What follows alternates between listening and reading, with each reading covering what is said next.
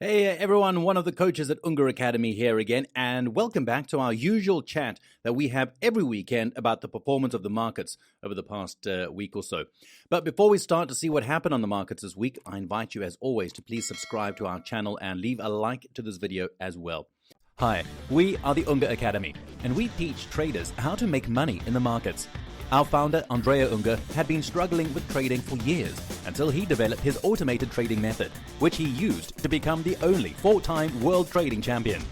Subscribe to our channel for free tips and tricks. Okay, to sum up, I'd say that this was a week that we need to forget. I mean, looking at the 5-day returns, we can see pretty much only red marks, except for a few sporadic positive returns. But you can also see that almost all of the markets are showing this bearish type of trend. I mean, the biggest downturns were concentrated in the stock index market. Big declines also in energy, particularly natural gas, and also lastly on Bitcoin, which, wow, it lost almost 30% this week. But let's start with the stock indexes. In this chart, we see that the mini SP 500 has broken its recent lows.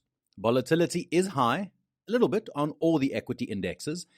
And this week, the mini SP 500 is losing about 5.5%. Nasdaq also performed badly, negative 5%. The European stock exchanges did a little bit better, negative 4% and negative 4.6% for Euro stocks and DAX.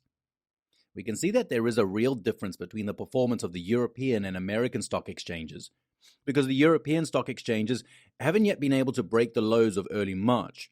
Well, as we saw just now, the American stock exchanges are definitely at lower levels, even though the war is in Europe.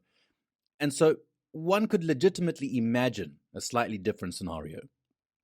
Look, certainly this situation is also a result of the rate increase brought forward by the Fed by 75 basis points, which obviously weighs more on the US economy, and also weighs on the bond market, specifically the T-bond, which lost a 0.8% this week. All bonds performed badly, including even the European 10-year bond, the Bund, which in this case did worse than the US bonds. So this is really a bad scenario in which the current macroeconomic situation affects stock exchanges, so equity indexes, as well as bonds. Energetics also fared badly, and this is perhaps the only positive note. I'm referring in particular to the performance of natural gas, which lost almost 17% in the last 5 days. A bad performance for RB as well, while crude oil did a little bit better. However, the only positive future here is heating oil. The bad performance of the safe haven market, namely the metals, continued with negative returns at 3 months. Despite the decline in stock indexes, we also have returns of around negative 10 to negative 14% for the metals. Actually, the gold market, that's the only one that performed a little bit better. Lean hogs rebounded slightly, which represents a good performance, all things considered, given the events of this week, with a rise of positive 3.34%. The commodity market also struggled this week. In particular, the only positive future is the coffee futures at positive 1.5%.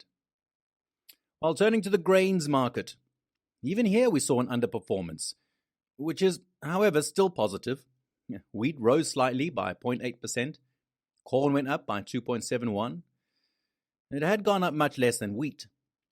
Probably even in the case of corn, the situation of the ongoing war between Russia and Ukraine played a role here as well. Turning now to the currencies, we saw strong downside returns. So the US dollar is strong. Currently, the euro dollar is at 1.05, slightly rebounding from the lows that it had recently touched. Then finally, Bitcoin. It performed very poorly this week with a negative 28% in the last 5 days. It was within a trading range and is usually the case with this market. When it consolidates and then breaks these levels, we see a strongly directional movement. And this has also occurred on several occasions. Now, as you can imagine, volatility is high in every sector, particularly in the stock index and bonds. But not only, also in currencies and Bitcoin. We are close to all-time highs in volatility. Turning to take a look at the implied volatility, we have a mixed structure. It's almost in backwardation. Some maturities, yes, and some no. The VIX is at a value of 31, so in the upper range of values touched in the last 6 months. The curious thing is that we aren't yet in full panic mode, even though the decline in the US stock markets is indeed noteworthy. Look at the Nasdaq. From high to low, we're over 30% down. However, the term structure of the SPX volatility indexes still shows no signs of panic. It is quite a curious thing, and my fear is that it might mean that the current downturn hasn't reached its maximum yet. Anyway, let's take a look at the rollovers scheduled for next week. The first rollover, sugar, is scheduled for June 22nd. Also on the same day, we'll have Bitcoin and Ethereum. Natural gas will follow on the 23rd, and finally on the 24th, orange juice. And well, I'd say that's all for today. I'd like to remind those of you who are interested in systematic trading to take a look at the description below. There you'll find a link that will allow you to watch a free presentation by Andrea Unger, who will introduce you to his trading method that has allowed him to win the World Championship of Trading in real money 4 times.